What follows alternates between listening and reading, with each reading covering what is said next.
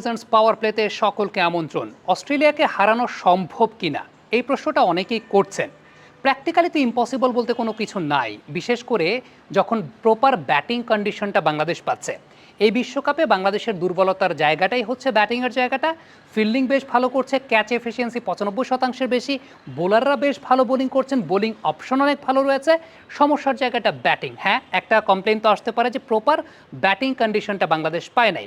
So এই ম্যাচটা sir Vivian Richard স্টেডিয়ামে যেহেতু প্রপার ব্যাটিং কন্ডিশন বাংলাদেশ পাচ্ছে, সেটাকে এক্সিকিউট করতে পারলে ওয়াই নট অস্ট্রেলিয়ার সঙ্গে আপনি ম্যাচ জিতবেন। তবে এখানে বেশ কয়েকটা বিষয় খেয়াল রাখতে হবে। তিনজন ব্যাটার খুব ভাইটাল হবেন, একজন তানজিদ হাসান তামিম, একজন লিটন কুমার দাস এবং একজন সাকিব আল হাসান। মূলত এই তিনজনের উপর অনেক কিছু ডিপেন্ড করবে। তার পেছনে সবচেয়ে বড় কারণটা হচ্ছে প্রথমত প্রপার ব্যাটিং কন্ডিশন।